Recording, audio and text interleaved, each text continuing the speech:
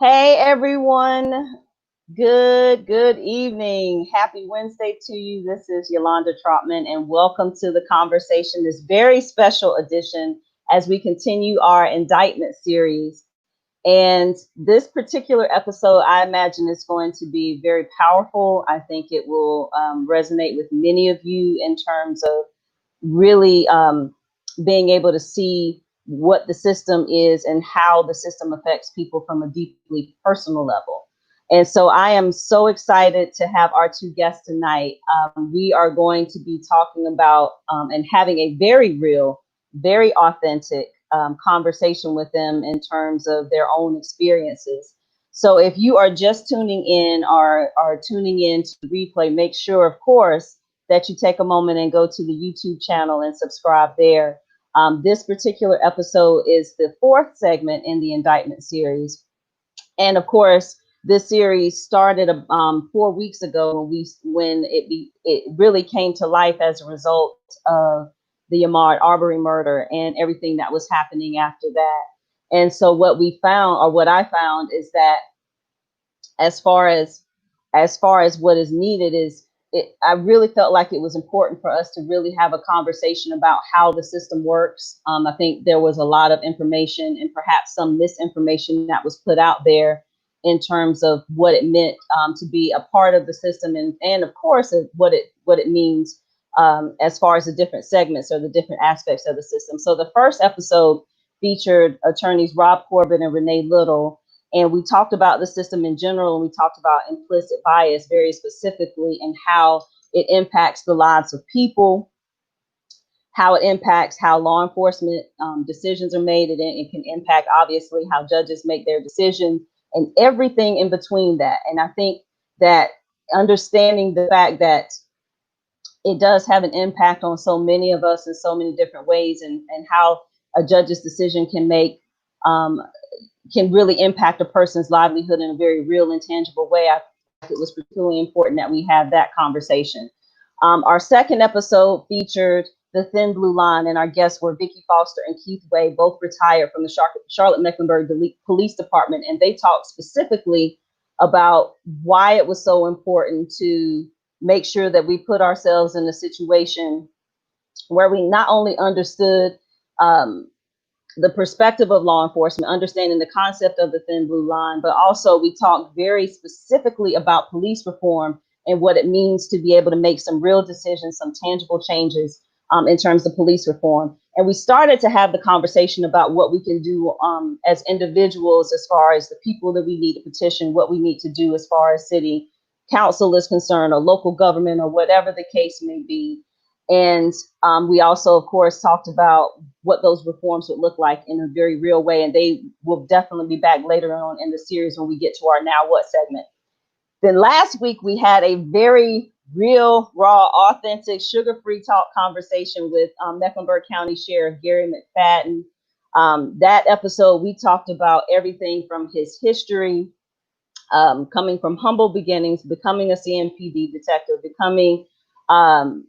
becoming a reality star after retiring with his own show, and of course being the elected sheriff here in Mecklenburg County. So tonight's show is really about redemption in its very purest form and its very simplest form, because it's so important that we have a conversation with and understanding what it really means to have to deal with incarceration, what it means for your families, what it means for our community, what it means in terms of rehabilitation, the things that we're doing, the things that we're not doing. And it's very easy to have that conversation from an official or an elected official or someone who is decision maker, but it's very different conversation, I suspect, when we actually have a conversation with people who have actually been in the system. So our first guest is someone who I know personally. And when we talked about having or doing a show, it didn't have anything to do with the indictment series. We actually started having this conversation about probably close to a year ago now, because what I said to her is that she really needs to tell her story to people, because it's so important that people understand that redemption is possible, that especially if there's a situation where family members are involved and friends are involved and all of that, it makes a big difference. So my first guest is Annalee Hardin, and I know her because she is a former client of mine. And when we talk about her story, you all may remember a very specific post that I posted some time ago, where I spoke about a client who had been incarcerated for over a year and her journey. But the thing that was really telling about that is that when many of you all responded to that post, you all assumed that she was a Black female. And the fact of the matter is that she was not, and she is not. And her story is that of many women who have ended up getting caught up in the system. But what I'm so excited to share with you tonight, and what I'm so excited for her to share with you, is her road to redemption. So welcome to the conversation, Miss Annalee Hardin. How you doing, girl? Can you hear me? Wait, hold on one sec. Let's try that again. Can you hear me? Hello? There you are. Hi. Okay. How are you doing, Miss Lady? I'm great, thanks. I hope you are. Welcome to the show, and I am, and thank you so much for joining us. For those of you who are just tuning in, make sure that if you have questions or if you have comments for either one of us, make sure that you take a moment and drop your comments or your questions in the comments, because I can see them either through the watch party or I can see them directly through the YouTube link if you're tuning in that way, or of course through the Facebook Live through the conversation. So Annalee, so I want to start a little bit about start a little bit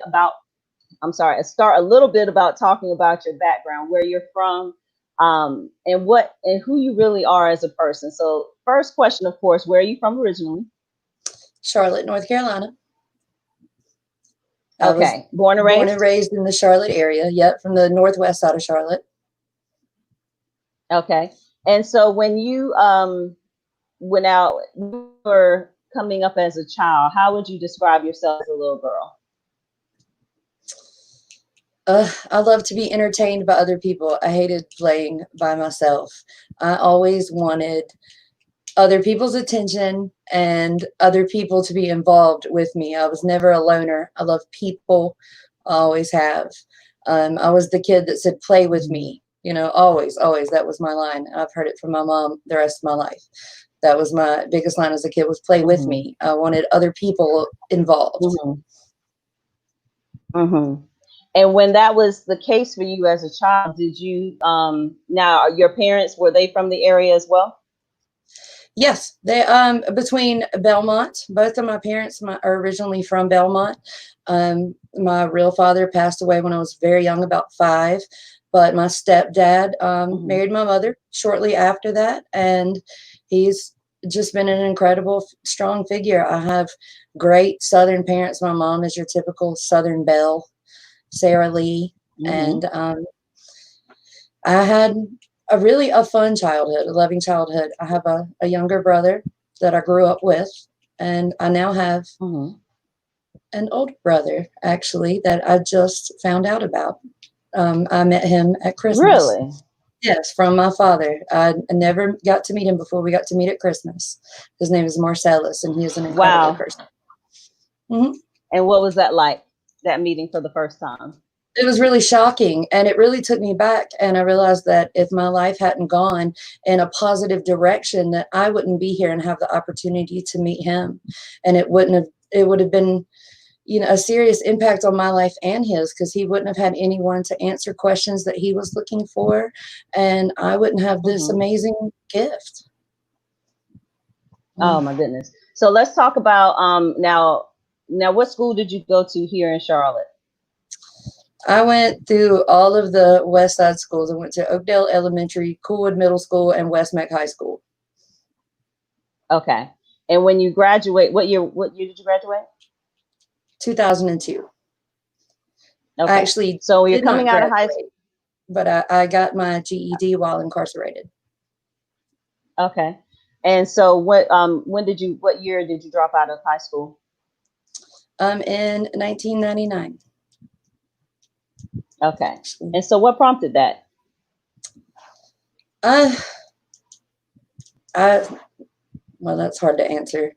Really, I was just more interested in having fun. I didn't have much of a focus or an idea of Mm-hmm. where I wanted to go with myself. And I was focused on Mm-hmm. having fun in that moment. And that's what I did. I would skip school a lot, and I skipped school so much they unenrolled me. And once they unenrolled me from school, because I had been suspended for 10 days. And after you miss 10 days, they automatically unenroll you.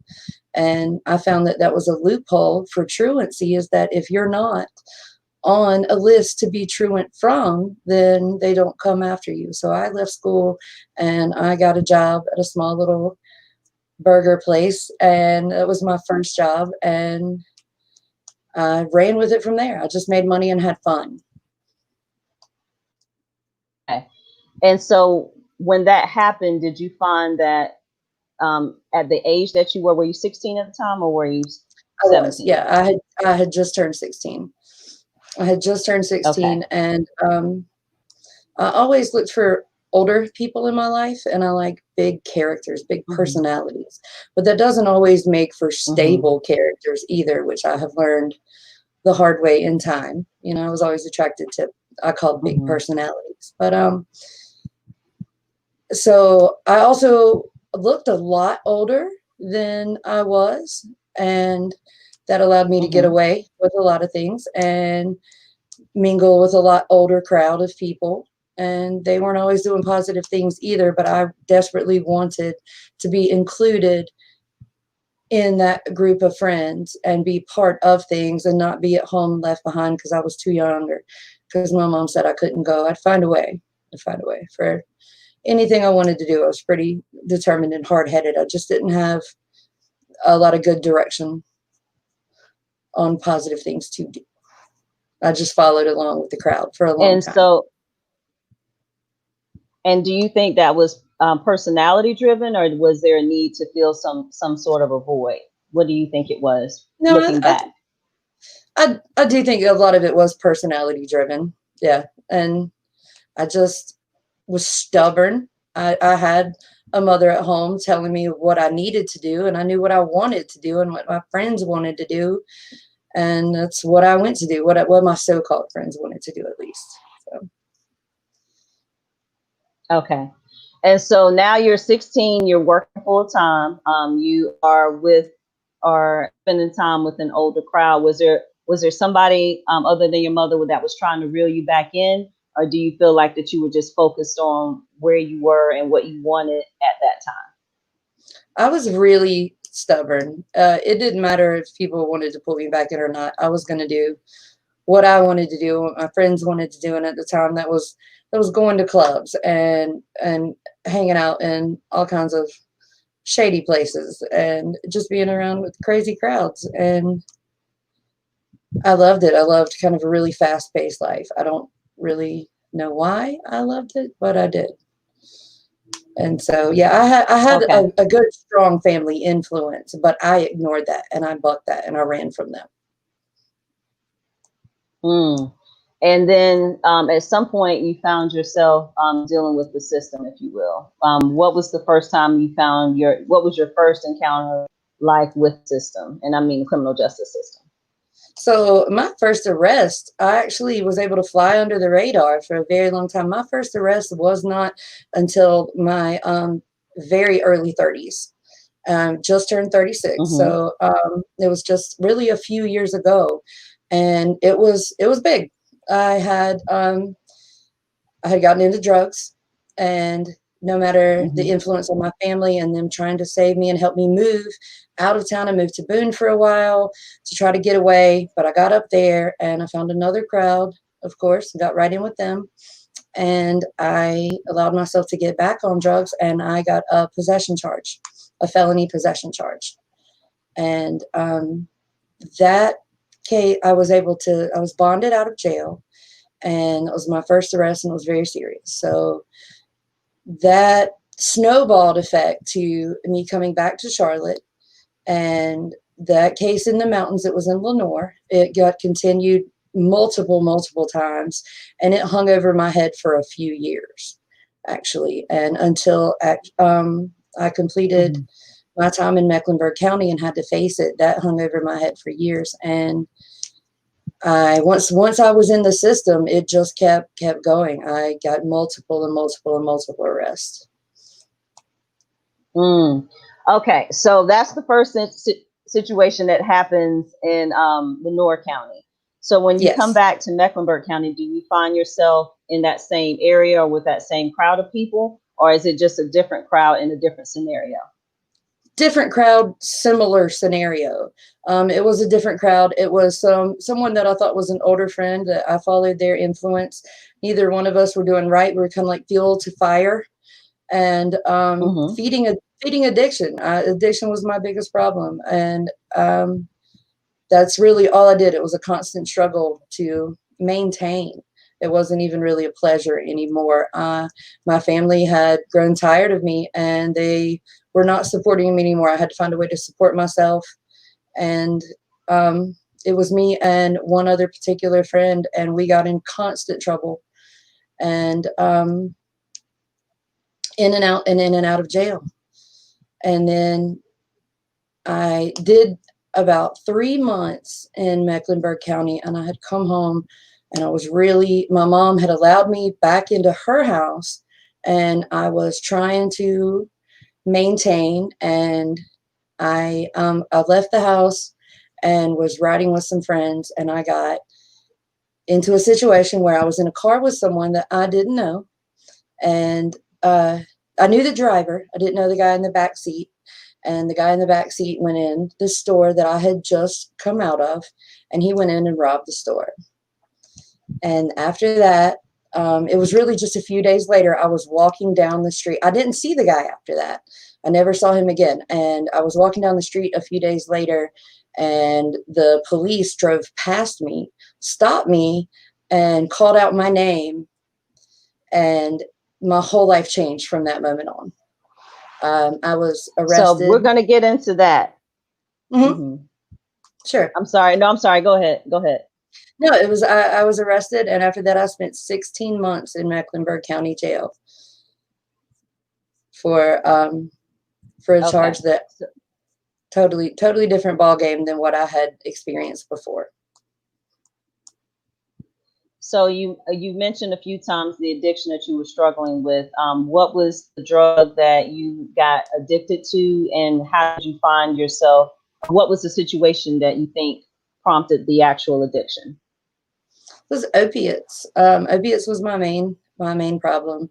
It started with, all I knew was work. All I could do was work. I worked long, hard physical hours, multiple days in a row, and I was in the restaurant industry, and at the restaurant that I worked at, I had a manager and a close friend, and we would get pain pills, and we would eat and consume pain pills just to maintain and work through our shifts. And we would work open to close, sometimes 60, sometimes 70 hours a week. And it felt like we lived at this restaurant, but we made a lot of money, but we would spend a lot of money too. And we thought we were having fun with it.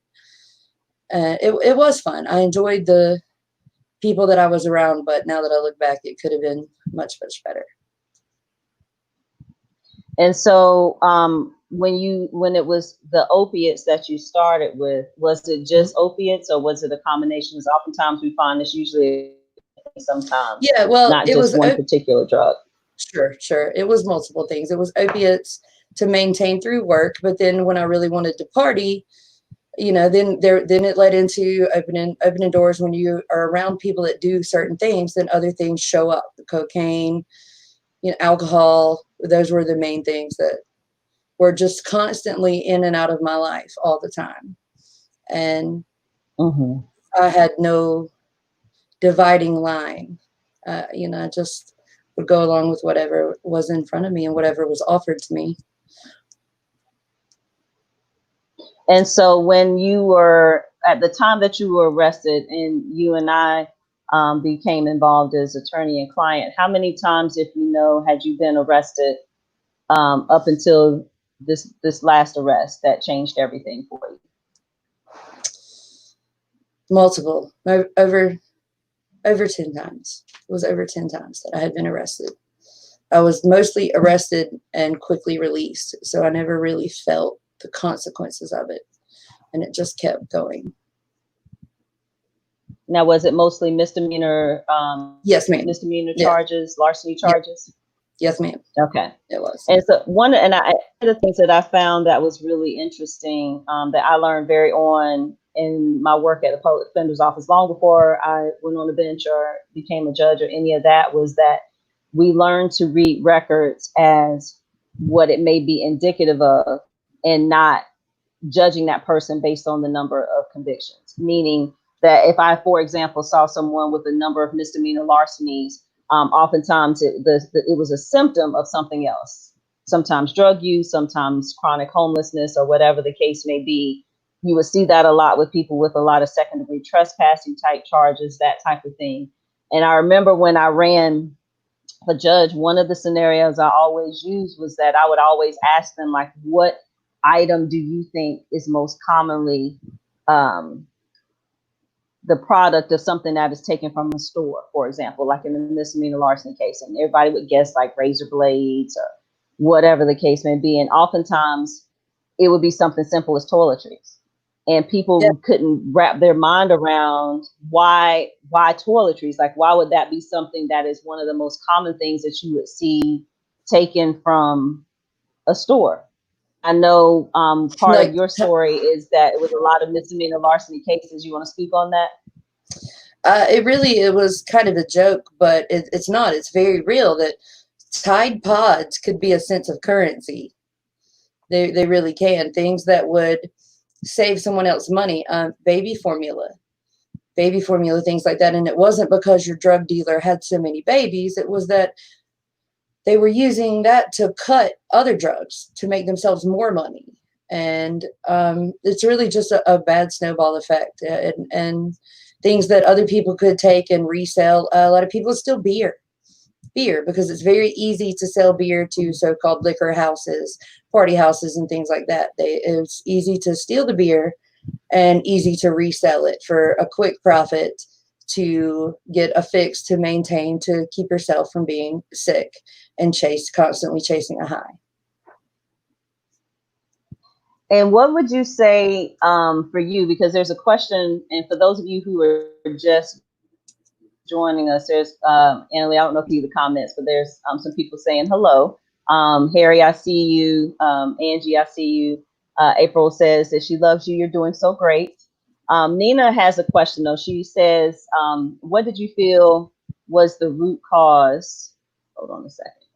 Of your behavior? Like, what do you think the root cause that started everything you are more? Can you see the comments on your side? I can now. No? Yes, ma'am. Yeah, hi. That's okay. Really a hard question to answer. I really think that I was really liking something. I was reaching out and I didn't know for what. And I still really, to this day, I'm not sure what the root cause of my behavior really was. It wasn't just all the fun of the world. Yes, there was that. I loved the fact that I knew that for my age, especially when I started misbehaving, I was smart enough to figure out how to manipulate people around me, and I felt like I had power over people, that I could manipulate people and get away with certain things at the age that I was. And then that's kind of where things started. And I liked the power of being able to do that. And then it snowballed from there. And then honestly, addiction started young, and it was really more even mental sometimes than physical. And I had to learn what the difference there was. And so what I thought was also interesting, you said that you would be arrested and you'd be quickly released, and you never really felt necessarily the consequences of your actions. What do you mean by that? Well, I honestly, I was lucky enough to have a family that kept forgiving me and kept letting me back in. And I had enough job skills where I could get a job quickly, make cash, and then the cash would burn a hole in my pocket. Even when I would try to stay sober, I would have a good bit of cash on me, and it would be easy to just spend a little bit here and a little bit there. And the next thing I know is I'm buying drugs, and I'm buying I'm going to work all day long to spend all the money and spending all the money that I made that day on drugs that night to get through the next day. And then it goes to the point where that's affecting my performance at work. I lose that job, but the addiction's still there. I still need to feed it. So I end up using the contacts that I had that would help me do that, which were always negative forces. Mm. Okay, so let's fast forward to your most recent arrest. That's how you and I met. Yes. And one of the things that stood out is that when you were first interviewed by my paralegal at the time, and obviously when we did your bond hearing, I had just lightly reviewed your record. And so I had a feel based on some of the things you said, like what was really going on. But what I found really stunning, and I think I told you that God, it really hasn't out for you because of just some of the things that he said and how he talked about your record and Yeah. disparaged you, frankly, in front of the judge in a way that I hadn't seen in a while. And I didn't know, because I even remember asking you, like, what in the world? Like, what is his Yeah. issue with you? And I knew at that point we were going to have an uphill battle. I had multiple misdemeanors a few months before this that I was able to take a plea and plead guilty to 3 misdemeanors and lump them all together. And I was on probation for that. And then when I got in trouble with this incident, I come back up. I walk into the courtroom. I'm in shackles. It's bad enough. I had just met you briefly for a few minutes. And I walk out there and I see the same guy, and he seemed to take it really personal. Like he was really personally insulted that I was in front of him again. And he picked my case up. I remember him picking up my file and picking up his briefcase from underneath him and waved my file at the judge and said, he's making this his personal case, whatever that really meant. And made a big show of it. Yeah, he did. He took it very personal. And I still don't really know why, but I knew this was a completely different scenario than anything I had ever seen from that point on. And so given your lack of involvement in this particular case that you ended up spending this 16 months in jail, I know one of the things that I found telling is obviously your family was supportive, but they were frustrated. And you were frustrated. And I knew that based on the facts, that obviously, even if there was some involvement, there was a felony case because all the evidence pointed to you not doing anything physically in the store. And so the thing that, from my perspective, as your attorney at the time, it was just, how do I keep you focused on the end game versus wanting to get out, because you were just ready to be done as anybody would in that scenario.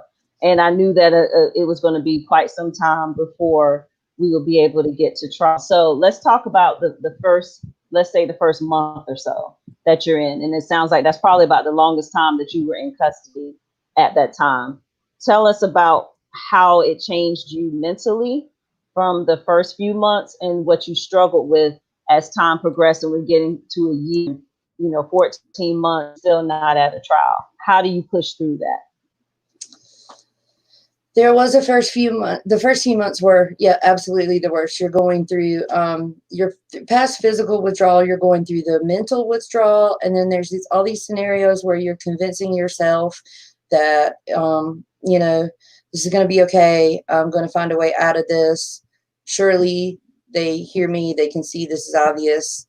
This extreme scenario wasn't me. And then I'm still wondering where my motion of discovery is. I don't know what's going on with anything at all. It's just really scary, and it was overwhelming. So I tried to focus on, have something to do with my time, because otherwise you're literally in a box going crazy. And I enrolled in programs through Mecklenburg County. If I had to be in jail, I was lucky enough to be in Mecklenburg County jail that did provide me some options. I tried their substance abuse program, and that didn't go very well for me particularly. I didn't really get a lot out of that particular program. And again, I was frustrated.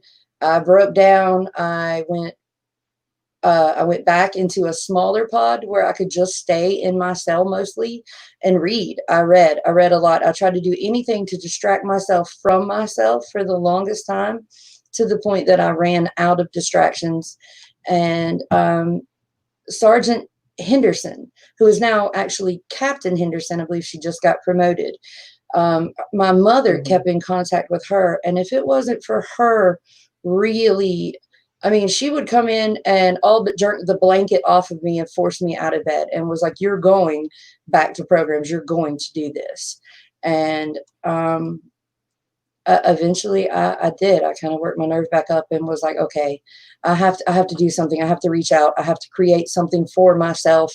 Even if I know that I may be going to trial, I'm not sure what's going on, but I have to make the most of the time that I am here. I think it took several months to at least get some clarity in my own head and figure out that I can't just sit in this box and waste away and drive myself crazy. I had no more distractions from myself. So at that point, I went into programs, and I was able to take classes, and particularly got into the Life Connections program and B-Print with Tynetta Pettit. And those particular classes really helped transform my perspective.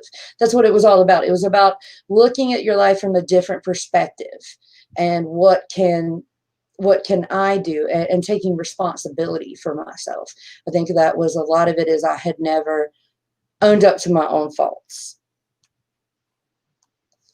And so how many,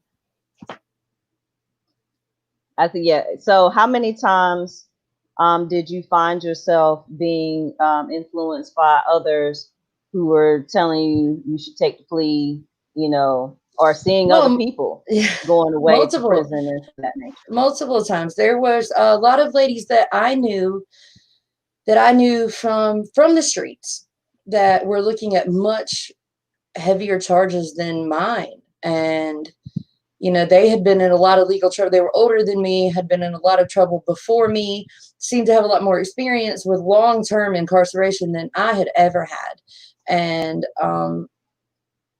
anytime that I mentioned that I was actually going to go to trial or even interested in it, they were just blown away. And, oh, that's insane. That's, if you go to trial and you're found guilty, when you're found guilty, they're going to give you the hardest sentence that they can possibly get. You need to take a plea. And I was petrified. I was really, really petrified. Because at that point, I didn't even know what the plea was for. And that's when I think I tried my best to find contact you to get a specific number. And you did an amazing job of keeping that number from me. not to hide it specifically. You gave me right. a graph and a chart, but you knew what I did need to hear and what I didn't hear more than I knew myself. Well, I think your situation was different because you were facing robbery with a dangerous weapon and a conspiracy charge, which there was no way that, the state could prove it. But what they were trying to do, for those of you who are just tuning in, they were trying to bootstrap what had happened in the past as prior bad acts, and saying that this was an MO or a method of operation for you. And so that's why the number was so huge for something that you never actually took from any store, no involvement with the person who actually took the items from the store. The gentleman who took the item said you had nothing to do with it. All of these things the state knew, and he was still focused on trying to get you with a felony conviction for robbery by bootstrapping all of the other prior misdemeanor larceny convictions. So, and unfortunately that happens a lot in the system. Prosecutorial discretion is what it is. We'll talk about that. We don't need, that's not the platform for this particular segment, but it's really important for us as attorneys to obviously tell you what the facts are, but then also tell you this is why you have to fight for it. And so the thing that becomes the hard part is, how do you fight when you're constantly hearing all of these other people telling you what you should do and that this is not going to work out for you? But just in any story that changes, what happened was, obviously, for those of you tuning in, is that another DA got assigned to the case. That DA was no longer with the office, and who was actually really willing to take a look at your case from a different perspective.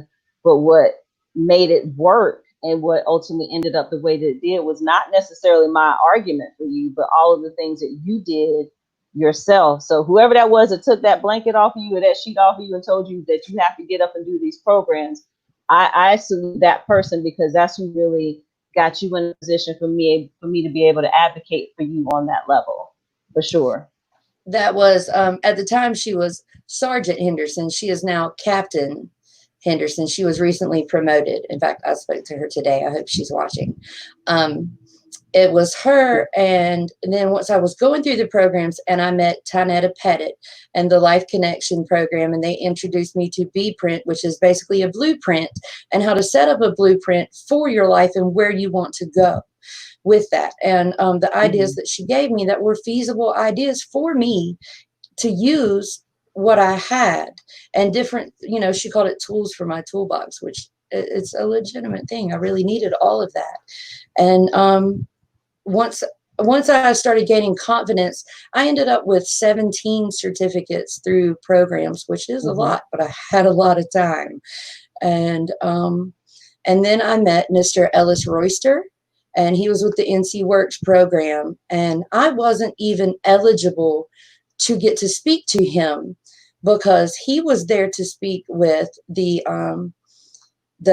DOC inmates that were already convicted, and they were serving their sentence in Mecklenburg County, and I hadn't been convicted yet. And I was told that I couldn't speak to him, and I figured out who he was when he would come in the pod to interview other people. And I just jumped in line one day and hoped that I didn't get in trouble for it. And I was able to stick my hand out and say, "Hey, my name is Annalee. I am not going to prison. I am reentry, whether I'm technically certified as reentry or not. I'm not going to prison, and I will need help." And he heard me, and he never judged me at all. And he immediately came back and gave me all the same options that he gave people that really were lined up for the technical reentry programs, and opened a lot of doors for me. And it was between having people like you, Miss Trotman, Miss Pettit, and Mr. Royster, and Captain Henderson, that people that actually heard me, that gave me strength. And Ellis actually is watching. He says, "Keep grinding," that he's proud of you, for sure, as we all are. I think, when the letter was written for you on your behalf, I think the thing that really touched me is that when you said that you had gotten baptized at the jail, and it was the first time that you learned how to pray. So yes, cool.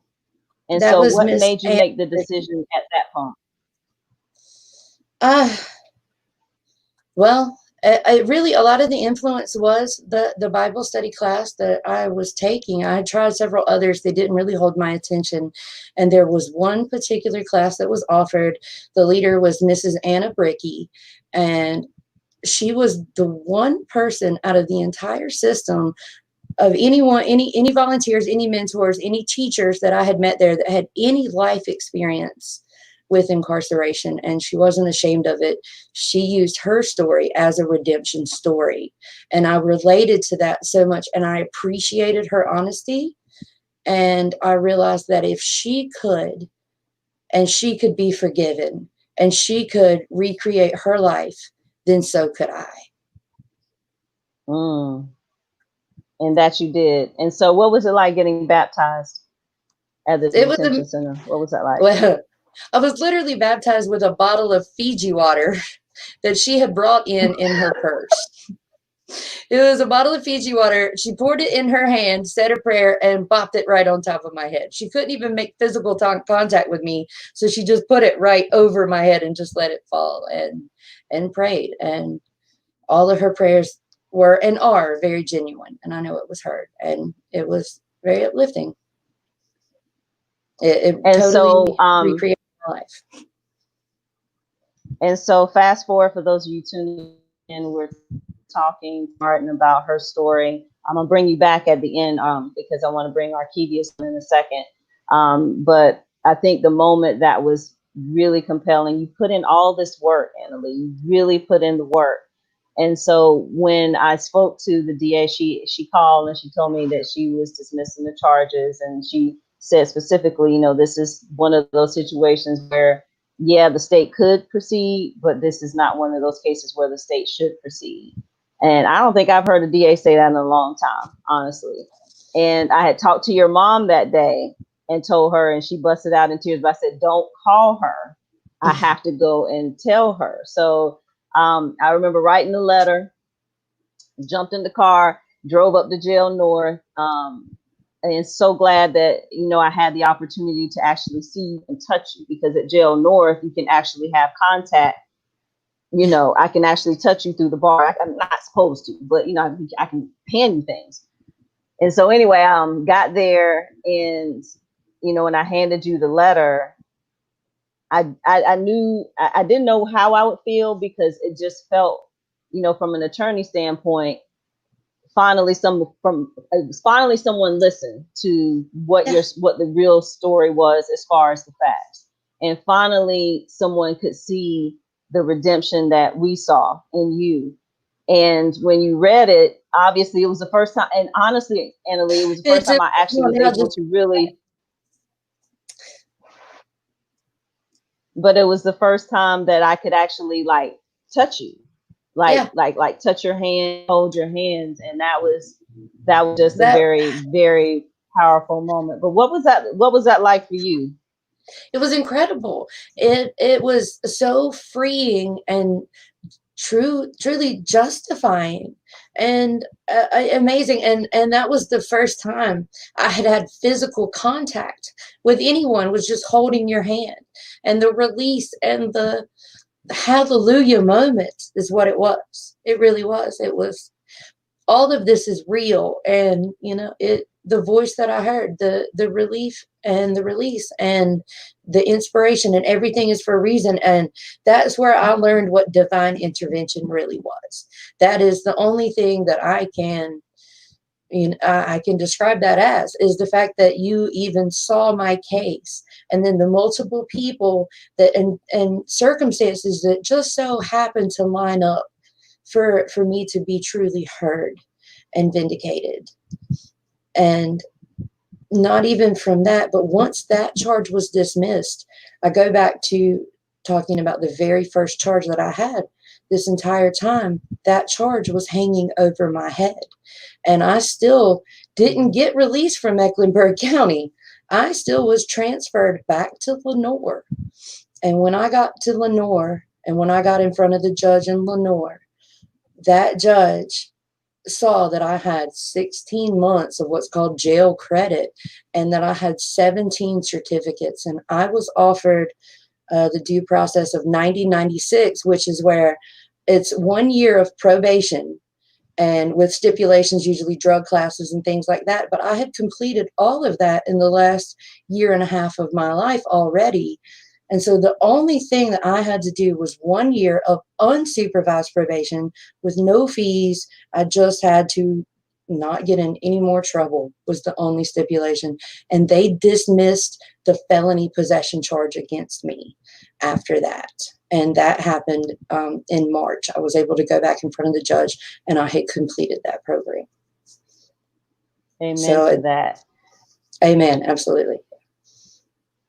So for those of you tuning in, obviously Annalee is sharing her story, and I'm going to bring Arkevious on, but Jonathan Hackett definitely says that he encourages you to share your testimony with others. DeJonta Brown, I don't know if you can see those comments that continue to put that first. Always remember that God is the source, and everyone else that are resources, and build a personal relationship with the source. And very, very proud of you. So I'm gonna need you to stand by, because I need to bring Arkevious up, and then we're going to talk a little bit about the things that you saw, the differences in between your county detention center, both the previous sheriff, and then some of the things that you saw after that. And then we're going to talk about some of the things that you see from your perspective that can be done to really help deal with the issue of true rehabilitation versus punishment, which is what the normal what the Yes. normal thing that we see within prisons and detention centers. So stand by. Thank you All so right. much.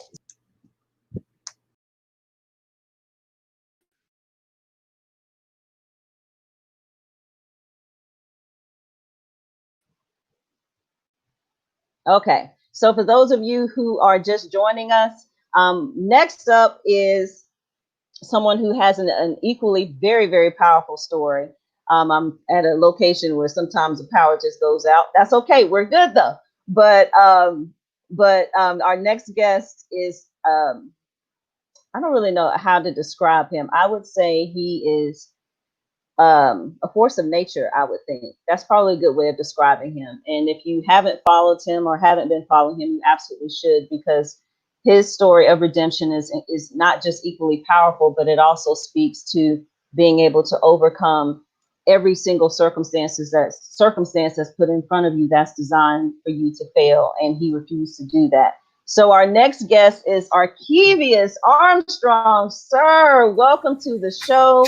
I'm so glad to have you on. Obviously, you and I will be doing a more in-depth show as we get back into the podcast studio. But welcome, sir. How are you this evening? Hey, I'm great. Yolanda, thank you for having me and listening to the young lady. Amazing testimony, and I just hope that she continue to press on. And I respect those who did pour into her, and she never forgot them. So thank you for having me as well. So let's just get to it. So you are originally from Gastonia, yes? The Gas House. I am originally from the Gas House, born and raised, but I've been in Charlotte, Mecklenburg for a little over 20 years. Okay. And so what brought you to Charlotte originally? Um, well, we're gonna keep it uncut. We're gonna keep it raw, and and Yes. the thing that brought me to Charlotte, I feel like I wanted an opportunity to expose myself to more crime. I'm gonna be honest, because I moved to Charlotte, I was like 17, 18.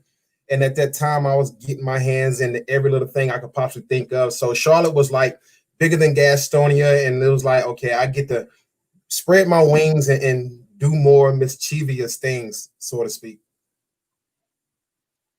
And so keeping it real, is that You in may fact already, what happened? yes, yes.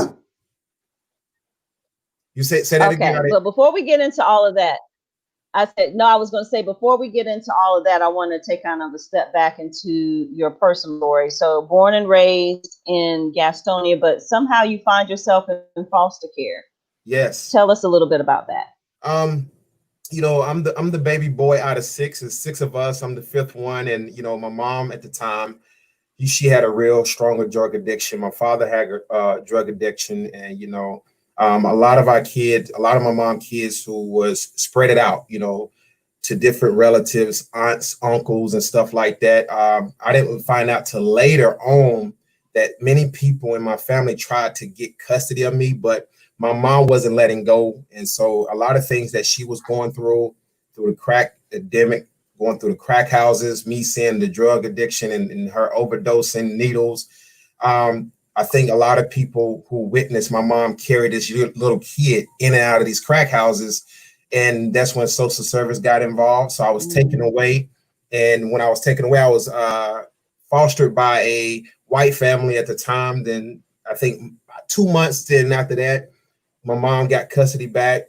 Then I got taken away again. Then my grandmother actually got custody of me. But yeah, went through the group homes after that, back and forth, in and out of the detention centers, training school, state prison, and federal prison.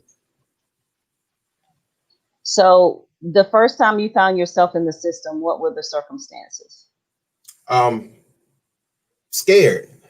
I was scared. This little kid who not understanding what's really going on, but understanding something was going on that I feel like that it wasn't something that I wanted to happen. And when you look back to foster care, and when you're sitting in a room and some people come in, they take your sister away, and you're not knowing where your sister is going. Then somebody else come in and take the other sister away, and you're sitting there in this room by yourself. And next thing you know, some lady come in and take you away, and you go to this house, and you don't, and it's a scary feeling.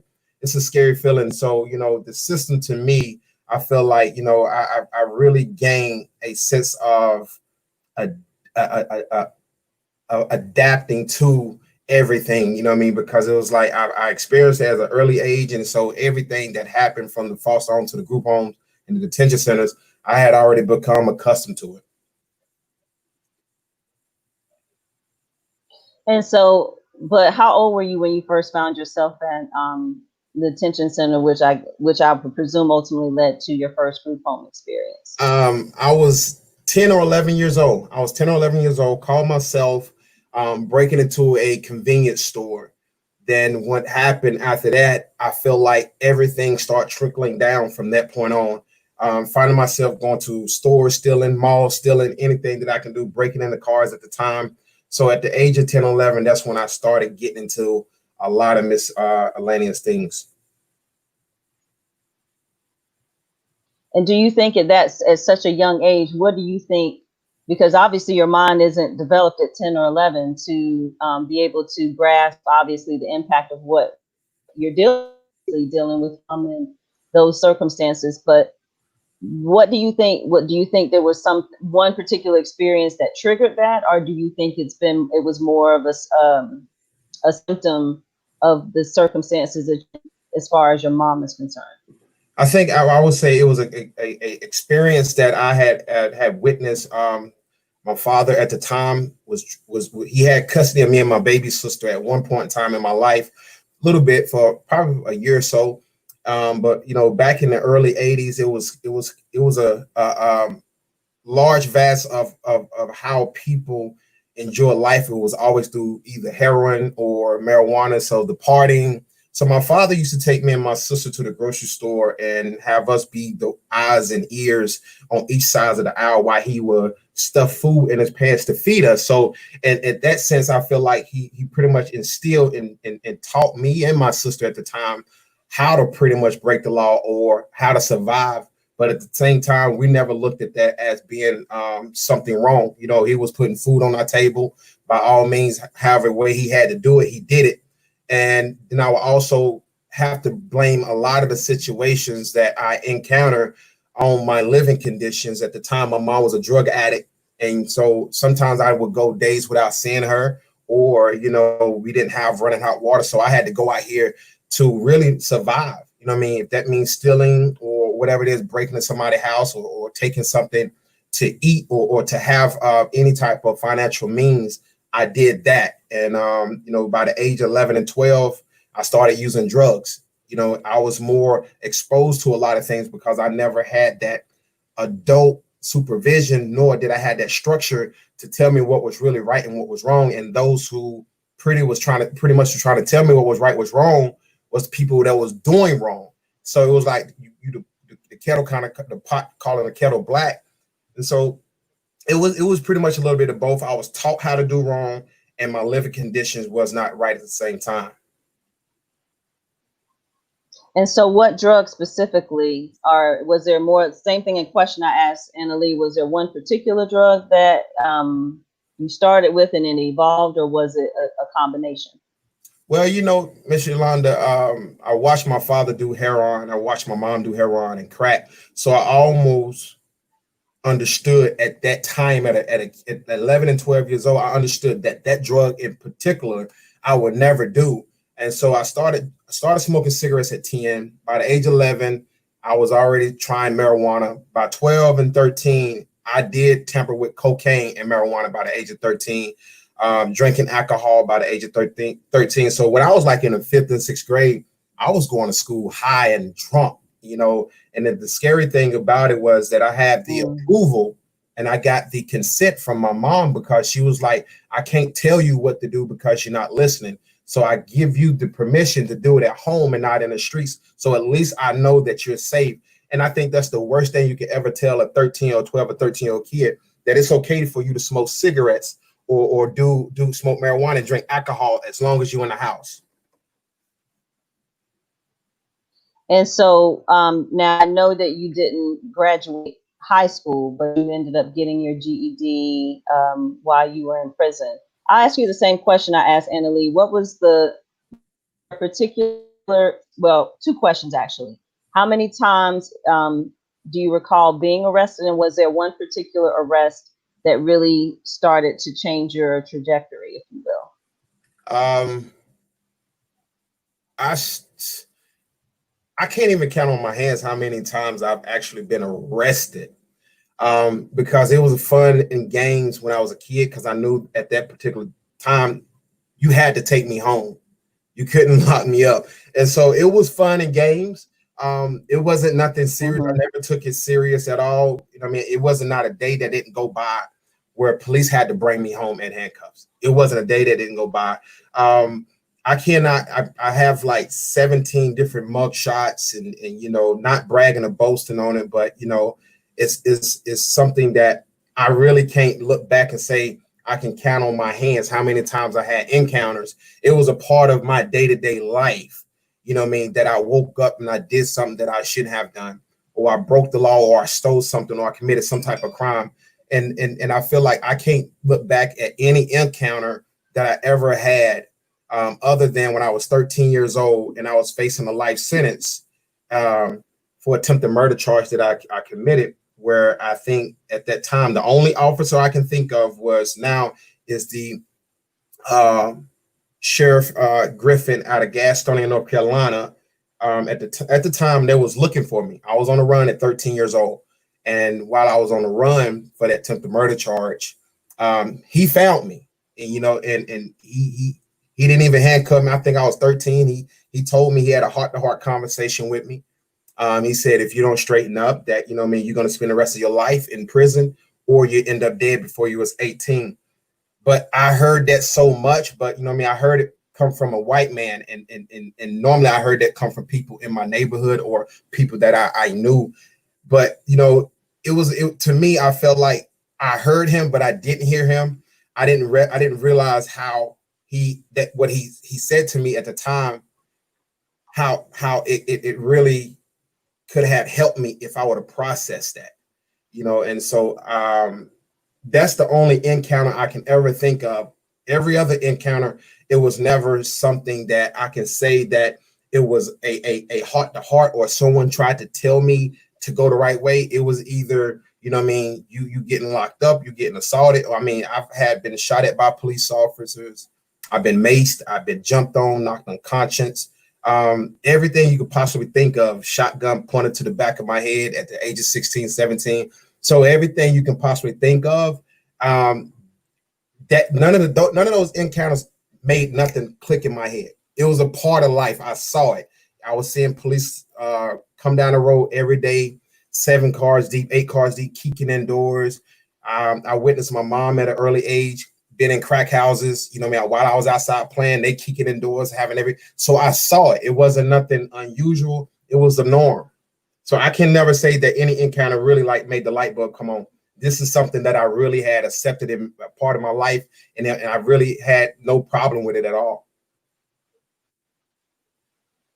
Now, did you have an opportunity to get involved in any programs now I'm talking about, not talking about in prison, but did you have an opportunity to get involved? Did you take advantage of that? And if you didn't, why not? There was opportunities while I was a juvenile. I didn't. I had accepted the fact that this was a part of my life and wasn't anything that anybody could present to me, show me that it can benefit me or help me, because I felt like, you know, if I get out, I'm going back to my same environment around the same people and with the same energy. Whatever I learned here will not help. And so there were programs that I could have took advantage of as an early age, as a teen, when I was going through the group homes and the detention centers, as well as training school. But I never took it serious. I never took none of the programs serious. It was there for me to kill time and just buy time. But, you know, I just wish if I would have took advantage of it, how it could have helped me. But I didn't feel like the programs could have helped me. So I never took advantage of them until I actually went to federal prison. And in federal prison, that's where I earned my GED. And I was taking advantage of a lot of educational courses, business and trade, as far as like HVAC and stuff like that. So it wasn't until I was in my early 20s when I started, like, really the light bulb started coming on, and me saying, like, okay, I need to make some adjustments and some changes in my life. And so how did you find yourself dealing with federal charges? The charges? Yes, at the age, when I was 13, I got locked up for attempted murder charge. I was facing 24 years to life. They said no group homes, no detention centers, no places in North Carolina will accept me. At this time, I have been in and out of the detention centers and in the system my whole entire life at this time. And so there was like, if we bound him over to adult court, this is what he'll be facing. But they kept me as a juvenile, and they end up giving me the maximum of 4 years. So when I went in, I was almost about to turn 14, and I got out at 17. And I got out and I went back to the same neighborhood, around the same people, or the same environment, different mindset. But my ego, the only mindset, when I say different mindset, my ego was bigger. You know what I mean? My chest was more poked out, and I had a point to prove. You know, I grew up with being a baby boy and being the baby of a large family. You always have to prove yourself. You always have to show people that you're not the baby. And so all of my brothers were drug dealers, and they had a lot of respect in the streets. A lot of people respected them. A lot of people feared them. And I wanted that same respect and fear from everybody else. It doesn't matter how old I was. And so I went back and, fell in love with the streets again, selling drugs, using drugs, popping pills, committing crimes, carrying firearms, I've been doing that, you know what I mean? So it was just one of the things that, when you revisit something that you was removed from, and you don't have that different mindset or redeveloped mindset, that you go back the same person, it's going to be 10 times worse. And so by the age of 19, on the same street, I committed another crime, another attempted murder charge where I shot somebody. And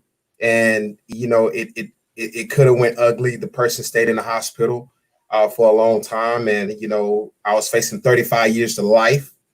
I ended up pleading out, and the states dropped the charges, and federal picked it up because it was drugs involved and it was a firearm involved. And so when feds picked it up, I pleaded, because everybody know, don't play with the federal. Don't take nothing to trial with federal. And so I learned instantly, like, okay, at the time I was not taking 35 years, but I was still weighing my options. I'm 20 something years old. If I take the 35 years, I would be 50 something. So they're still young. So I was still weighing my options. If they give me the 35 years, okay, I still have daylight. So I remember asking my lawyer at the time, Miss Yolanda, if he can ask the DA to give me 15 years. You know what I mean? I was asking for 15 years. I take 15 years before I take 35 years any day.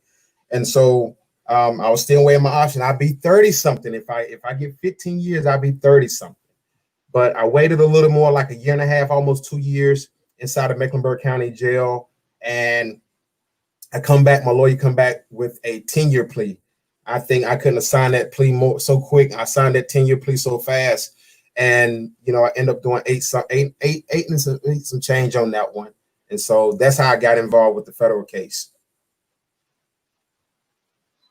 Now, one thing you did say is that that's where you decided to get your GED, and you took advantage of some programs there. Do you feel like that it gave you an opportunity that you didn't have before? Or do you think your mindset was different because of the amount of time that you were facing that just prompted you to make those personal changes in your life so that you could be prepared once you re-enter? Yeah. Let me first say this, because a lot of people always ask me, when did the light bulb come on for me? And I always tell people I gave my life to Jesus Christ when I was in federal prison. And prior to me going to federal prison, prior to me going to church, prior to me doing none of these things, I was just like so many other people that go into the system. I worked out on the yard. I was gambling every night. I was checking and driving, not taking advantage of anything, not being serious about anything. And when I gave my life to Christ, and I tell people that's when the light bulb came on. That's when my eyes opened, my ears opened. I started really hearing and seeing things for what it was. And that's when I got my GD while I was in. I said, I have to rebuild this person. I have to change the way, like, I'm about to get another opportunity at life. I cannot keep going out, keep coming in. I've been doing this all my life. And so it was just like I separated myself from a lot of the inmates. I separated myself from a lot of distractions, and I had to truly work on me. And it was hard because I didn't know what to expect. I'm the first one in my family to have even a GED, a high school diploma, but even going to college, I'm the first one in my entire family. Everyone in my family dropped out of high school. And so it was a achievement, a huge achievement for me. I didn't have that. I didn't have that support system. I didn't have that structure. So I didn't know what to expect leaving prison, but I knew I had to fix me. I can't go back out the same way I came in because I've always done that. So that's when the light bulb came off for me. I gave my life to Christ, Yolanda. And I think a lot of people don't give God the credit as much as they should. I mean, we could talk about how much we learned something, but God is really the reason why my life did a 360. And so what would you say to someone, and I'm saying specifically to young men who may be in situations where they keep going back to the same neighborhood, they keep going back to the same environment, and there isn't a way out. Knowing what you know now, what would you tell a young man now who may be in a similar situation so that they can do some sort of a pivot so that they don't end up in the same pipeline that you ended up in? My advice, and again, I have a program where we teach. I created a social development program, a nonprofit, Step Up to Leadership, and we talk about social development. And those social development skills is social and personal etiquette, and decision-making skills, conflict resolution, character building. If you have to work on the inner man. See, we can't mask it. We can't, if I can tell you everything you need to hear, but until you really truly process it, ain't nothing that's going to change. And, before I answer that question, I am a realist. I'm very transparent. And I would tell people, I believe in the prison system. A lot of people try to listen. If it wasn't for prison, I wouldn't be here today. Prison saved my life. I have a mother who's been 14 years clean from crack, from drugs, and she'll tell you prison saved her life. And when you look at a lot of the people that's doing positive things in the communities and who have rehabilitated themselves, prison saved their life. And I encourage you, listen, sometimes some people got to go to prison and sit down for a minute just for them to be away from all the distractions before they can really realize what's truly important. And so my advice to any young man, it's not worth it. It's not worth it. And sometimes you don't even realize how serious the consequences are until you get in it. And so when you have people around you that is constantly showing you the wrong things and pointing you in the wrong direction, exposing you to the things that's only killing you and destroying you, not benefiting you, you have to look at that and analyze. And I always encourage all my young men that I mentor here in Charlotte and other counties, take a step back and analyze the people that you got around you. Analyze it and ask yourself, are they beneficial? Are they helping you? The things that you want in life, are they contributing to it? Or are they pulling you in a direction or far away from the things that you want in life? And if your answer is yes, yes, yes, yes, yes, you got some changes you must make. There's some things you got to change. And I always say, nothing changed till you change. Change the way you think and you can change your life. A lot of people don't understand how powerful that saying is. Because if you don't change the way you think, then nothing will change in your life. And so, I mean, my advice to any young man who's in the streets, it's not worth it. Your freedom, listen, your freedom, and here's what I always tell people, your freedom is important. I don't care how gangster you are, everybody humble themselves when they get in front of the judge. You're not as gangster when you get in front of the judge. When that gravel is in that judge's hand, you're not as hard as you think you are. You, yes, sir, yes, ma'am. Listen to me. It's not worth it. So don't throw your freedom away for the bad. Don't throw your freedom, your life away trying to be hard and gangster in these streets, because these streets don't love you. It never gave nothing to you. It's not nothing promising from the streets. And so I'm a prime example of how you can not only redeem yourself, but you can come from the mud, Miss Yolanda. You know what I mean? Being a high school graduate, GED, went to college, writing books, traveling around the world, all these things, because I chose to choose life. And when you choose life, it's not easy. It's going to be hard, but it's worth it. I don't have to worry about sleeping and worrying about nobody kicking in my door. I ain't got to look over my shoulders, Miss Yolanda. I am happy. I feel secure with myself. And so it's nothing more blessed than that. But when you're in the streets, you don't have that peace. You don't have a peace of mind. So I always encourage people, you do your own investigation on your own life. That's all I can do is plant the seed. You got to do the watering. And so I think one of the things that's powerful for both of you all's stories is that obviously understanding the role that God has played in your lives. Annalee's story, being baptized for the first time, you giving your life to Christ while you were. She got baptized with a bottle. Would you have a bottle of water on top of your head? I got baptized when I came. I'm matter of I got baptized in 2016 for the first time. In like a baptismal pool or with a bottle of Fiji? There wasn't a bottle of Fiji. It was a pool. I got baptized at a church actually. But you know what? That's a blessing. That's a blessing. She received it too. She received it. Absolutely. Okay, so now let's fast forward, because you said you went to college and now you have your own business in terms of giving back. DeJonta commented that your voice and your testimony need to be heard in neighborhoods and even on a national level. Let's go ahead and claim that and speak that into existence. It goes on to say that there's so many lost souls, young and old, that need to hear your testimony, and says God bless and now you do have a company, Ark Inspire. When did you start that company? And tell us a little bit about that in terms of how you're giving back to the. God put this in my spirit in 2013, Yolanda. I didn't choose this platform. God chose it for me. And in 2013, I started my nonprofit, which is to the individual who's saying that the story need to be heard. God has given me the voice and to travel around the world already on a national platform and blessing people all around the world. And I thank God for that. But I started my nonprofit and it just took off. It took off. And I realized that what God put in me, he put me to use my voice on a national level. And so I created Ark Inspire in 2017.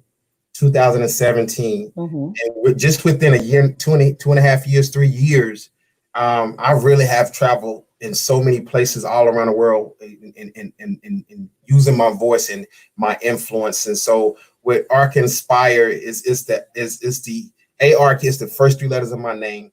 And Inspire is something that I do daily with inspirational videos, inspirational messages, or just posting, trying to inspire people on a day-to-day basis. And so how can people get in touch with you? Oh, easy. We on every platform. That's from LinkedIn. That's Arkevious Armstrong. Facebook, Arkevious J. Armstrong, as well as Ark Inspire. We also have a Instagram page, Ark Inspire 81.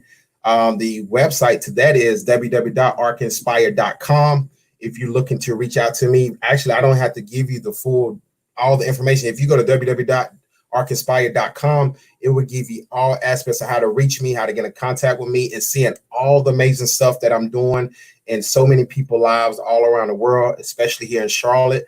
And so one of the biggest things I tell people too is that, you when you visit this website, understand something. You're not just watching what I do. You definitely can pull something out, lessons, teachable sessions, workshops that I've done that you can actually watch. They're videos where you can actually watch and still be take something from it. And so what I want to do with the time that we have left, I want to talk about what reforms that the two of you all think that are needed now. Obviously, you went through the state system as well as the federal system. In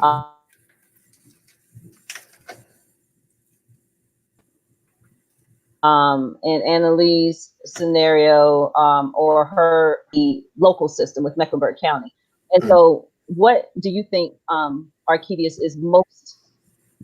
what do you think the biggest thing that's needed now? Is it going to be mental health dealing with mental health issues? Because Annalee mentioned that she thinks that that's one of the big issues. With you having struggled with substance abuse as a small child, I mean, most people can't imagine at 10 years old. at 10 years old, being and having experienced what you experienced at 10 years old. So, Arkevious, I'll start with you. Annalee, I'll ask you to chime in too. What do you think one of the biggest things that we really need to focus on now in terms of reforms? It has everything to do with mental health. Even when you look back with the things that I experienced, that was emotional, which is mental, trauma, which is mental. It trickles down, you know what I mean, from where you live, your family, your kids, those who that you're raised around. All of those play a huge effect. One of the biggest things I feel like I would love to see in the jails, as well as those who actually young at Jail North, as well as teens, as well as adults as well, is more programs that's focusing on them being released. They have the programs there, but once they've been released, it's almost like you're on your own. You know, and if you have programs that can follow suit, and when you look at Step Up to Leadership is a program, a social development program. We are in Turning Point, which is alternative school, which is as well as in Jail North. And so if the kid released out of Jail North, they come to the Turning Point, which is alternative school. They still have the program there. And we still have programs in the community that they still can hit. If they're not putting programs in position when these inmates, I won't even call them inmates, when the individuals are released, then the chances are them returning back is very highly. And so they have to put programs outside of the jails. You know what I mean? They can put them inside of the jails, and it's good. It's really very effective. But it's easy to get people who are sitting down, have nothing to do. They don't have nothing but time to waste to really learn something. But when you release and you have all that exposure, all that distraction, all the things, when you release, you don't have nowhere to go. You don't have nowhere to stay. You don't have no support system. That's where the programs are most needed when they release. Absolutely, I agree. Annalee, what do you think? I agree. There were times where I know even myself, I was released at one point at 3 a.m. with a cell phone that had been dead for 2 months and $1 in my pocket. And the closest thing to me is the transit station. You know, where do you, the immediate, even sometimes immediate release. I had a friend to this day that while she was there, she lost her brother and her father. They had both passed away. And then she had absolutely no home, no job, nowhere to go, and no one to call, and had been there long enough to even lose in contact with anyone at all. And she still struggles to this day. And there's so many, the actual release. Absolutely. There needs to be maybe some kind of stepping program, the steps to, options, even just the physical options of phone calls and a physical place to be, than being let out downtown in the middle of the night. Yeah. And I mean, because if you keep walking past this transit station, you get to Beatty's Ford and Rosl's Ferry, and your options don't get a lot better. You know, they don't get better past the transit station, that's for sure. As far as actual reform and not just punishment, I would really like to see a beginner reading program established. I was shocked at how many adult women I met who could not read. They couldn't read the cards that, if they were lucky to get a card that their family sent them, they couldn't read letters. If they had a serious problem, they could not write a grievance. They didn't know how. And there is, the library cart, books come around. But there's not a lot of options. And there were certain people that they had the time. They were spending long enough there to at least get some of the beginning fundamentals of reading in. I think I would love to see that added to the programs that are available. Now, Annalee, I'll ask you this.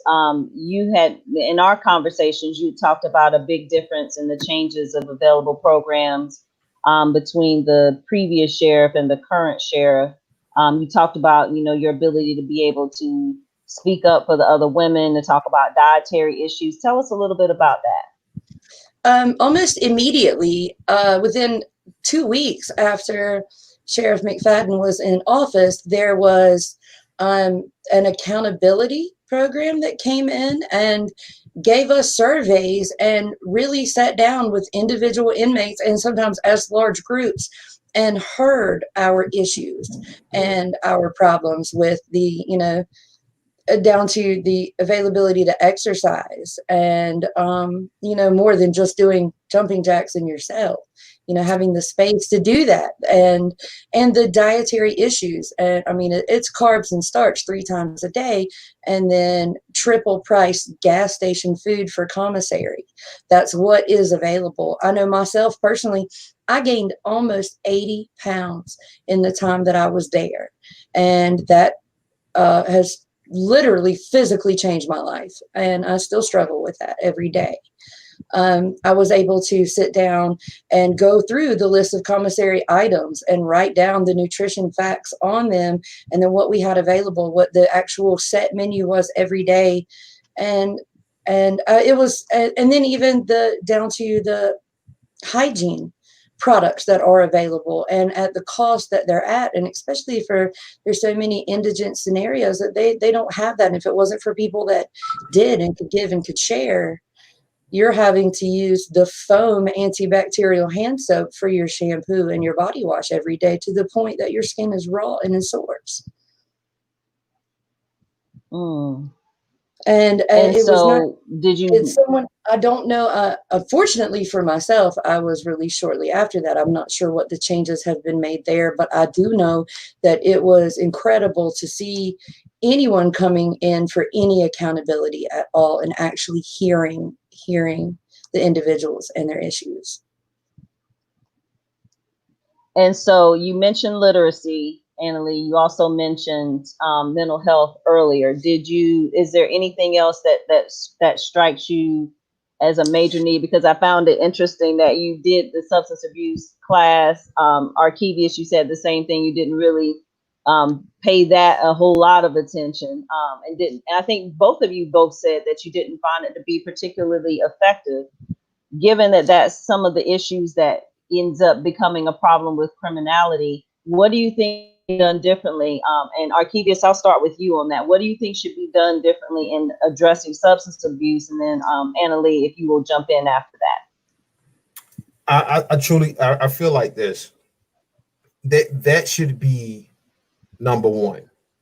We shouldn't turn a deaf ear to it, because a lot of the influence that drug has on a lot of people that get locked up is very prominent in their life.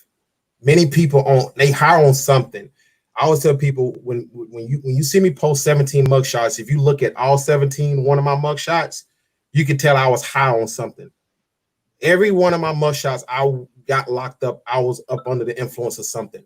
So if they're not really addressing that, only thing we're doing is actually pushing them out the way, and not focusing on that is very, very serious. And you got to have people. I wouldn't necessarily say you need people who have the degrees. I think more people they need to let. And again, one of the biggest things, it took me 6 years to get into jail. 6 years I tried to get into jail. And I think anybody who can reach the people that's in the jail, somebody who experienced it. And so I think they need to stop red taping people who actually have overcome, who has actually been a pillar to those who they're trying to help. They need to stop red taping people like myself and let people like myself in these facilities so we can be transparent, we can be honest, we can be open, and stop bringing these cookie cutter programs in the jail. Just being straight up. I got a lot of respect for Sheriff McFadden. We go way back. I got a lot of respect for Keith Cradle. If it wasn't for Keith Cradle, I wouldn't have a nonprofit. He's the one planted the seed in me. I have a lot of respect for Dorian Johnson at Central. But they got to stop bringing these cookie cutter programs into schools, and you funding these programs that's really bullcrap. Have these real programs that these inmates can really gravitate to and hold on to, and really can say, listen, I'm looking at what I can become. You're talking to a person who probably 9 times out of 10 that have these programs, you can't tell an alcoholic how to recover if he ain't never been drunk. You can't. And so I think these programs, they have to bring these people who has been recovered for a long period of time who's been through the system and been free for a long period of time, so these inmates can see that it's real and it can happen for them too, because you're looking at it. Stop bringing these people in here with these suits on, don't understand your scars. You know what I mean? So again, you have to tackle these substance abuse. You have to talk about these domestics, these emotional and mental issues from people who actually have walked in it. Don't bring nobody in here because they got 4-year degrees and you try to tell me how to recover. Nah, you don't understand my pain. See, a lot of people hear what I talk about, but only a person who experienced what I experienced understand. And you have to have people who can understand and relate, so that actually communication can be broken down, where you have a good communication and that person trusts what you're saying because they're looking at who they can become. So yes, they got to tackle it. Substance abuse. I'm sorry. No, you're absolutely right. My biggest problem with substance abuse was that the only two counselors that were available, one of them is literally looking at a room full of people that are heroin and crack addicted, saying that she understands about addiction because she can't turn down a piece of cake. And I couldn't even, I was just astonished at the audacity that she would even have to say that. And then the other lady said she truly knew about addiction from a different perspective. Her father was an alcoholic, but she seemed to very much so resent people that couldn't overcome their addiction issues. And she was very expressive of her resentment. And I just was really blown away. I made it through the class to get the certificate. But if it really, again, I repeat, with finding Miss Anna Bricky, the one person that volunteered for a Bible study class, was the only person with any life experience of what it was like to be an addict and to deal with incarceration. That she's the only person that I really truly listened to. And then there were several other, cookie cutter programs. That's exactly what it is. There were so many times there were multiple classes that you're giving up a workbook to work through. And it's literal cartoons on the page. And those didn't do anything for me at all. They filled time and helped keep my mind active. But it was really only particularly the life connection courses and some of the specific instructors that came along with that that made any connection with me. And I know multiple people that feel the same way. And it's exactly, we need people in there with true life experience. I would love to eventually be able to have the time to go to school to get a degree, to be able to go back in and mentor. And the main reason that I have the motivation to do that is because I desperately seek someone that knew what I was going through. I desperately seek that the entire time.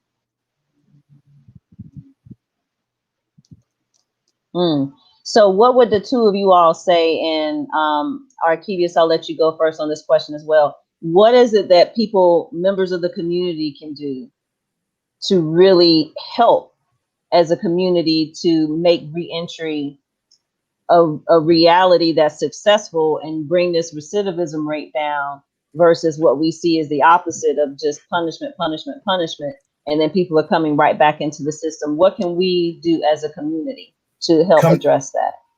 Great question, Yolanda. Come together, organize, mobilize, and stop competing. Everybody's shooting at the same target. Just step back and look at it. Everybody is shooting at the same target. Everybody has a program, and it's, if you understand, if you're good at this, you're good at this, you're good at this, and if we formalize this thing as one, we have a system. But you don't have a system when everybody's trying to do their own little thing. The community needs to come together. The parents needs to be transparent and want change for themselves. You can't expect your child to change when you're not willing to change. So we have to have something in position for families to have programs where they can work on their issues. And so with so many programs, Charlotte have so many organizations. Man, I can't count them. Yolanda, you know many of them as well. But everybody is not trying to come together. Everybody's trying to do their own little thing. Until the community come together, what you're going to have people that's going to come out, and you're going to have the same people go back. I've said this to McFadden before. I said this to Keith Cradle. I done said this to Dorian. I just got off the phone with Dorian not too long ago, and I said this to Chief Putney. It's not going to stop. It's not going to stop, because not only that if we're not organized outside of this jail or this facility for them to come home, we're only setting them up to reoffend. That's the only thing we're doing. If we don't have a system where we are mobilizing, we come together with structure, and we all come together and say, you good at this, you good at that, you good at this, you good at that. Let's do this together. We're gonna go for a big funding. We're not gonna be going for this little penny pension. And once we get the fundings behind it, you have a system. All the other people do it. We just as a culture, as individuals, we struggle with that.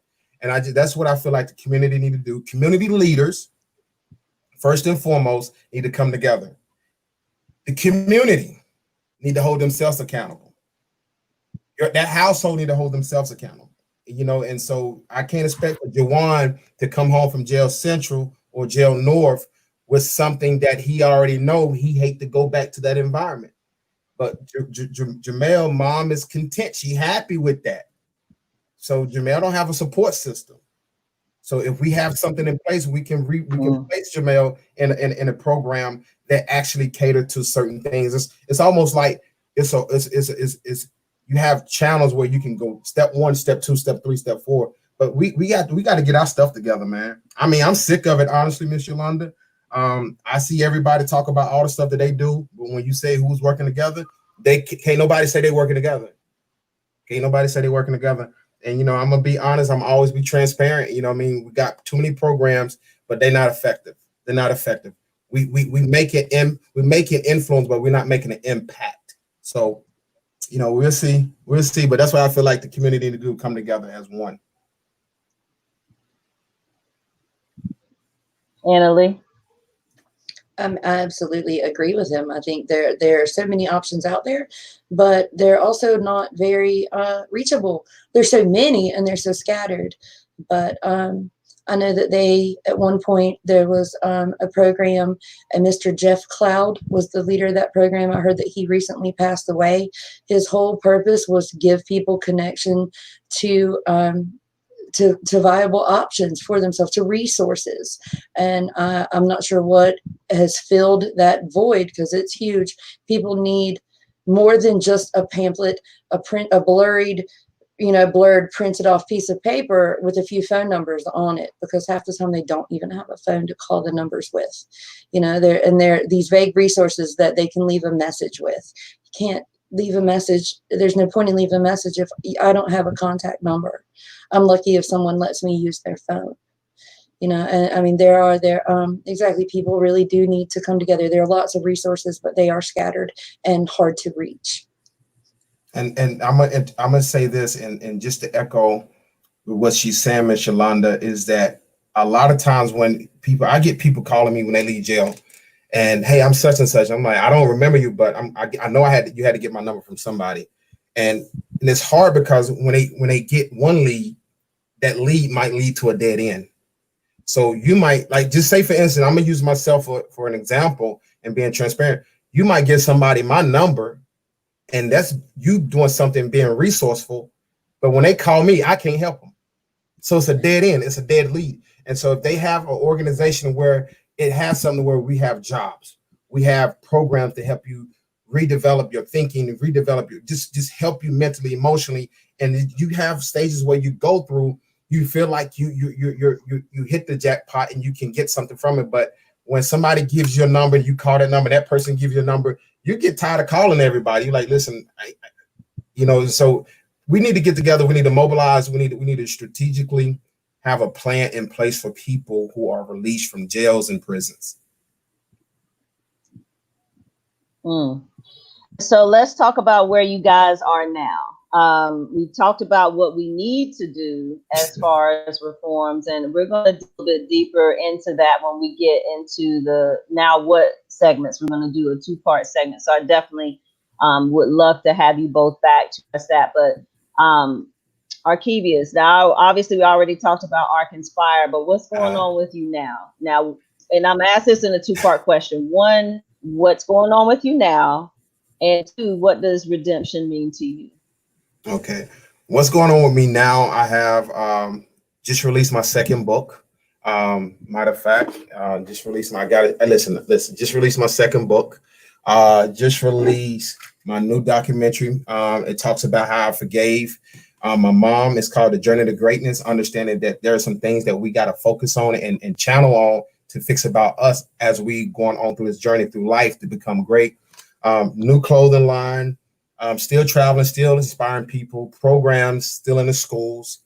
Summer program is kicking off in 2 weeks, the MIA, which is called the Men in Action. Just trying to get together with a lot of community leaders. And again, listen, enough of the talk, enough of the bull crap.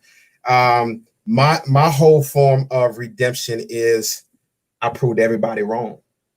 I proved everybody wrong. Um, everybody who counted me out, everybody who threw dirt on me, everybody who laughed at me, everybody who mocked me, everybody who told me I was gonna spend the rest of my life in prison, everybody who said I wasn't gonna be nothing in life. I mean, that's family, that's the police officers, that's the sheriffs, that's everybody who I raised hell while I was in the jail. I kicked on doors, I flooded cells, I spent almost 2 years in the hole. To see those sheriffs now, and say, wow, just to see is those who counted me out, man. Redemption is really growing from the mud that people put on your back, using the same dirt people threw at you, and you build off of it. Standing on a mountaintop and looking at everybody, and it has nothing to do with ego. It has nothing to do with being cocky, but showing people how powerful God is. And I said it earlier, when I gave my life to Christ, God said, now I can use you. And so everything that I went through to destroy me, God has used it for his greater good, to show people how powerful he is, because you can't go from facing 2 life sentences. We're going through the system all your life, from molestation, where you travel around the world with people just buying your books and movies and your clothes, and you speak with people paying you thousands of dollars. I'm in a position and in a place now that I never thought in a million years that I will be here, because I grew up with no hot water. I grew up with lights not half of the times.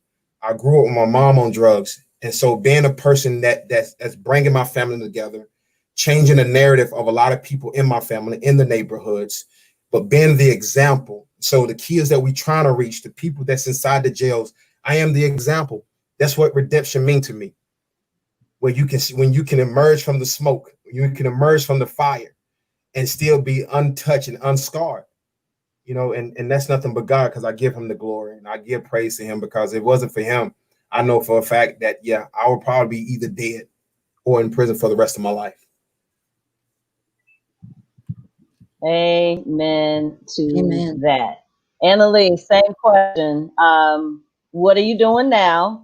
Because I have a brag moment for you specifically. And what does redemption mean to you? Well, I don't know how I can really follow that, because hallelujah for you, Arkevious. That's incredible. And Nothing but God. Thank you. absolutely. I am building my foundation now. That is where I'm at.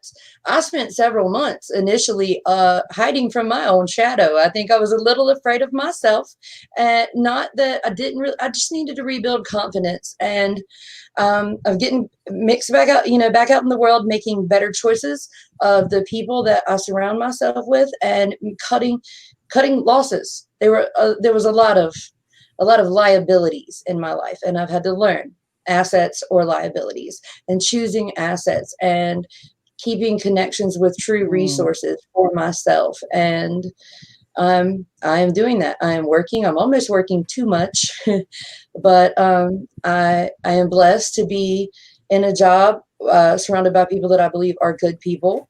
At first, when I got back out into a public setting, I started looking around, kind of thinking, okay, where's the darkness here? Who's going to be the bad influence? And I couldn't help but laugh when I realized, that's me. I might be, my history is worse than anyone else here. I'm going to be just fine right here, and I'm really lucky to be in that position with a job that is close to home and stable. And I'm getting promoted and trusted. It feels so wonderful to be trusted again. Congratulations. And just gaining more confidence in myself every day, and remembering my past. And I know that I do want to go to school. I want a human services degree, and I want to learn how to use it, because exactly, I feel like there needs to be, I think a part of my story is so I can give my story back and use that to maybe help motivate other people, and then show them how I did it.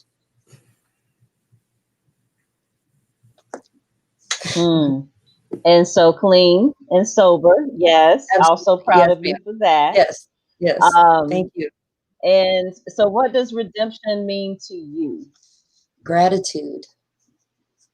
I am grateful and lighthearted. Freedom. I don't have constant nagging in my mind. One of my biggest prayers was to take the desire for drugs and negativity away from me, and it has been lifted. And now that I have been redeemed, I can regrow, and it's a whole new world. It's a whole new world. And sometimes it's intimidating, but that's okay too. I'm learning a little more every day. And so with that, Arkevious and Annalee, thank you so much for joining us. Now the studio is back open, so I'm so excited to be able to socially distance. And we're going to absolutely this summer do a full show with you both individually, so we can really do a deeper dive into your stories, and really talk about whatever topic that we choose, because it may not be around this, but to really be able to talk about topics that are so important, because your stories give life to people. Your stories, I'm sure, have really affected the lives of some people watching tonight, and for those of you who will catch the replay at a later time. And it is so important that, as far as your journey is concerned, for both of you, that you continue to share your journey. Annalee, I always told you, well, I'm never going to see you here again, but you have to be able to tell your story, because it really does affect the lives of so many people, especially women, because like at the beginning of the, it really struck me when I posted, but blacked out your name and all that of the dismissal letter, how many people assumed that you were a Black female. And I think that intersection of race and assumption, that is so important, because, and it's a Black, white, it doesn't matter what the race was. And I think that it's important that we change the narrative. And the only way that that narrative gets changed is that you guys tell your story, and that we have more stories like the two of you, of really being able to turn the corner, because you are both so inspiring with your own individual stories. So I personally salute you, as I'm sure many people who have commented both that and the watch party, for you who tuned into the watch party. I did see, and I'm not sure if she's still on, but Judge Hans had asked a question. I'm going to leave this with you, Annalee. She was wondering what factor and that you think personally influenced your dismissal of the charges the most. Was it your recovery, the baptism, or the intervention of the captain? Like, what do you think was one of the biggest things that influenced, even though we don't know, because we really don't know, but what do you think was one of the things that most influenced the decision to dismiss those charges after 16 months? Oh, I don't know. I don't know. Again, I just can't. It's so mind-blowing sometimes. I just say divine intervention, because there were so many multiple factors that went into that for me, and grace. That's very hard to answer. I'm sorry. I do think. I'm sure. I'm sorry. I think showing the effort that I did make all of the certificates that I did put into it, when I easily could have, I could have played cards and watched TV and read books and slept all day for a really long time. It's real easy to do that. It's real easy to do that. You actually get to a point where you're comfortable with it after so long, when you know there's not an option, you're not going home. You just try to entertain yourself for a long time. I could have done that, but I think it helped that I did decide to put the work into it, and it was definitely intervention on the, you know, the captain's part and several other people that motivated me to do that. So I hope that it was the effort shown. Absolutely. And so with that being said, once again, thank you both for sharing your stories, for sharing your journey, at least in this smaller, shorter format. But we here be hearing more from both. Obviously, Arkinspire is Arkevious's website. That's arkinspire.com. Definitely check out his website. You have the and it's behind you. Yeah. Yes. And listen, it's all about Your branding. book I'm is real big on branding. Name of the book. Right. What's the name of the book? You held up the book, but I didn't see the name. The new t-shirts, the Black Sheep t-shirts, I always be different, even if that means standing alone. The new book is called Confidence from Within. It's a 60-day challenge helping people build the confidence to be successful. You can go to Amazon, get the first one, Destined for Victory, also a guide to helping people focus on things that they struggle with. Both of them's on Amazon, Barnes & Noble, Books A Million. If you want an autographed copy, you go to the website and you purchase from the website. As well as the documentary. We have the documentary as well. Listen, you know, I don't be playing. Listen, I don't be playing at all. Listen, give me my little few seconds. I'm gonna take advantage of it. So the DVD, the DVD, trust me, amazing film that shows my mom talk about her story and how for 30 something years that I didn't have a relationship. I just forgave my mom and built a relationship with her like 2.5 years ago, where I couldn't be in the same room with this woman because I wanted her to apologize from all the things that I experienced, from molestation, from the trauma, and she would never give me that apology. So I made sure that I tried to make her feel the discomfort. I wanted her to feel the hurt, the pain that I felt. And I realized I was going about it the wrong way. And as I'm sitting here traveling and speaking, how I'm helping other people overcome, and I'm still struggling with mine. And so I had to realize I needed to build a relationship with this woman who struggled with her own addictions. She talks about it. And so people don't have DVDs, but we have them on thumb drives. Listen, either way, you can get it either way. So thank you, Yolanda. Again, go to the website, go grab a t-shirt. You be traveling all these private islands. I need to see you with one of my t-shirts on, only one of these beaches and everything. And so, you know, as well as I'm gonna say this before I go, Miss Annalee, you don't have to wait on no degree to share your story, and never wait. Now is the moment. Now is the moment. And you know, I'm gonna tell you something right now, because if you wait, your opportunity that can actually take you to the next level may not be next year. Your story can be told tomorrow, and it can be heard by the right person that can help your life change. So tell your story. Start now, because God have turned your life completely around, and you have the voice now. You have a whole different mindset that you don't have to wait on somebody to give you a degree or a piece of paper and say you're ready. No, you're ready now because God have saved you and redeemed you. Okay. I just want to bless you with that. I thank you for it. I really, and I'm very grateful to have got to meet you and to hear everything you had to say. You're amazingly articulate, and I appreciate your story and your testimony. Thank you. Thank you for sharing. Absolutely. And thank you, Ms. Trotman, for including me. Absolutely.